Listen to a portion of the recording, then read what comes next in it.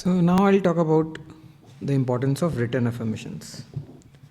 Now, what does written affirmations solve particularly here? I think written affirmations solve for temperament. Now, what do I mean by that? Let's go and women, please see if you can relate to this. Imagine you're a boy and example scene.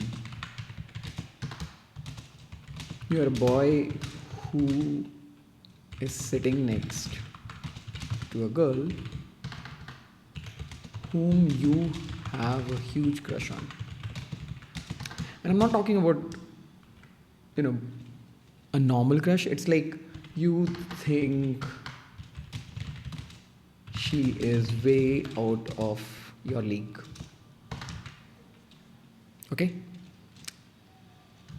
You think you are not good enough for her.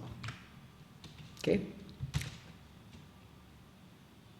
Then you are more likely to be nervous while talking to her.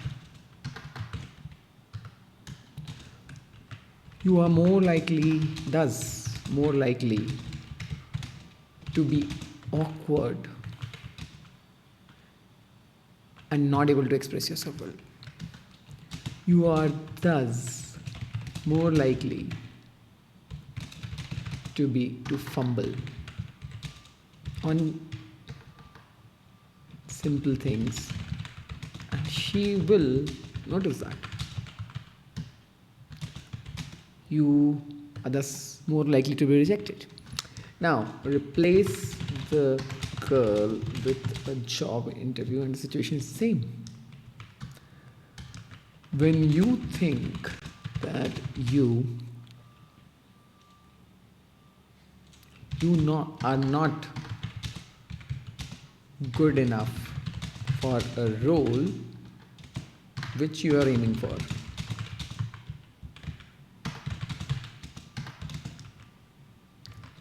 you are more likely to be nervous and fumble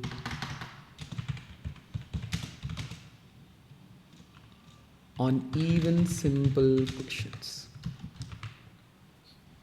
Isn't that true, my friend?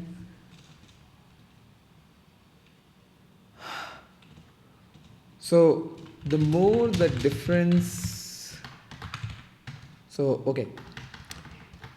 If you believe that there is a big difference between you and the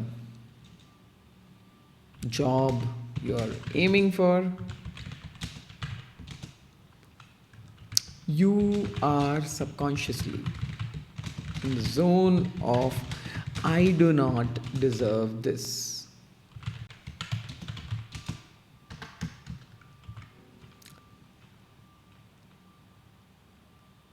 And this is where you will be playing in a low temperament zone. Your temperament is not good. If you think that there is you do not deserve that job or deserve that girl, I want you to pay attention to this. I'm sure this has happened to you before. It has happened to many of us. Apart from mindfulness methods,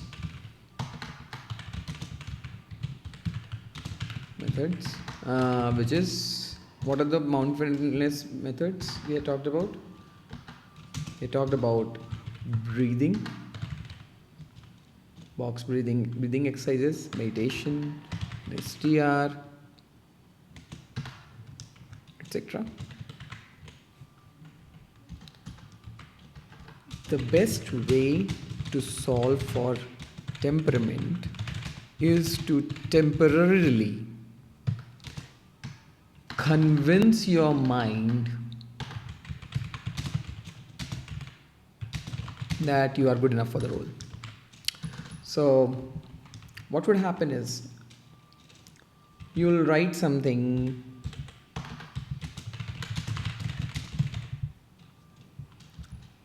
like, I'm good enough.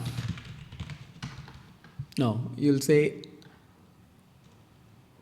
I deserve to be an SD2 at Google. Suppose this is what it could be. I deserve to be a PM, I deserve to be an EM, whatever. You try to write this 100 times a day. Now let's try to simulate what will happen. Ideally, I would expect you to test this out right away. But yeah, most people won't do that immediately. So I'll simulate this for you. When you write it for the first 30 times, your brain will say, no, you are lying.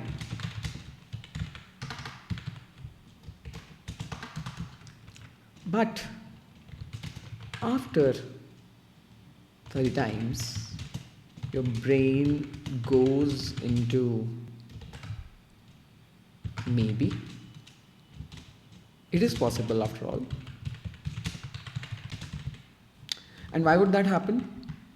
Because when the brain says no, you try to reason that this is not about the outcome of the interview, but a generic guess that you can possibly keep up with the work at Google for this particular role, which is SJ2. And that's a safe statement to make, right?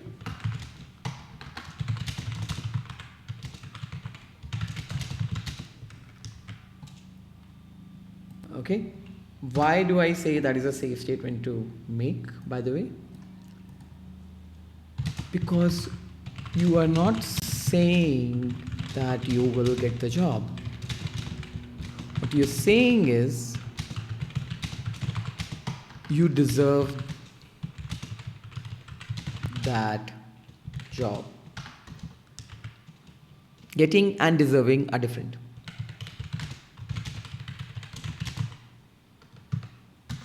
Okay? Getting is about the outcome of the interview, and deserving is about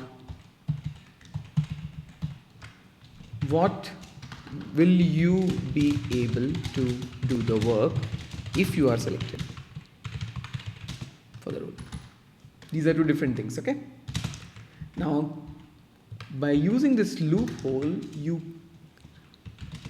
now write this thing another 40 times before you start hitting yes, indeed, that is possible. So I'll repeat. You'll write something like, I deserve to be an SD2 at Google. And you'll start with no, no, no, around 30 times. And you will go towards maybe it's possible for 40 times, and then yes, indeed, that is possible for 30 times. Once you do that,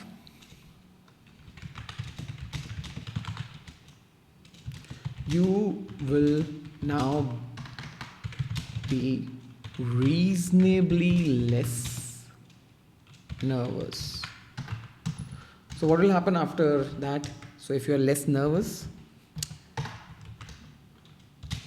you will speak to the interviewer in a more relaxed manner, assuming that they are your future colleagues and you deserve to be in the room. You will also solve problems more effortlessly.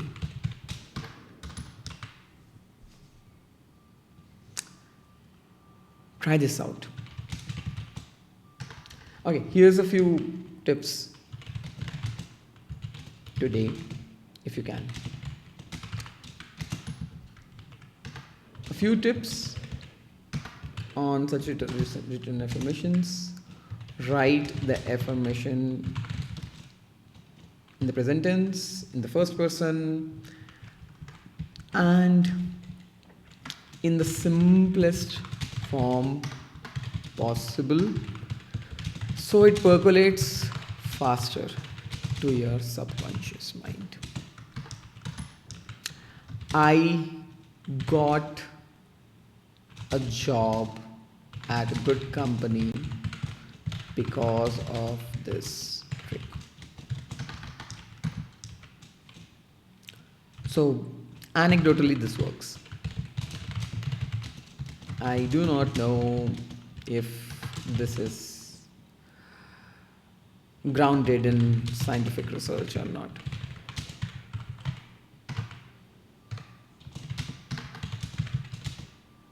Your mileage may vary, but the cost of this experiment is very low. So why don't you give it a try?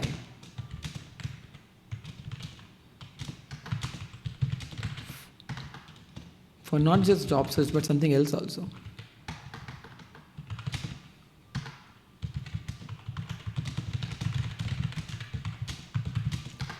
And here I make a case for this because Louis Hay, who is my inspiration on this, she used to say that we often do not allow ourselves to deserve good things. So maybe we need to explicitly remind ourselves that we do deserve good things without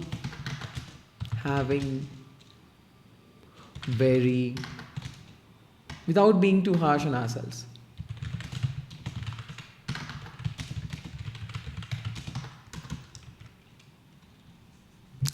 Yep, written affirmations. I repeat, it goes like no, no, no, then maybe, and then yes. You just have to persist. And believing it in your mind makes the journey a little more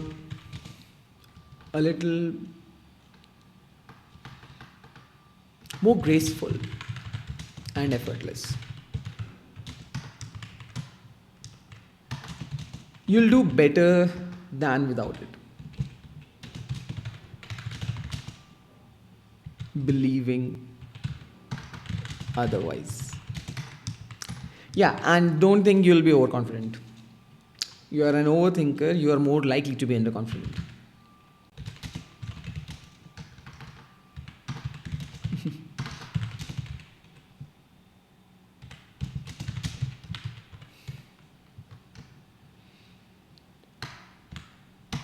Being an overthinker, you are more likely to be underconfident. Okay? See you when I see you.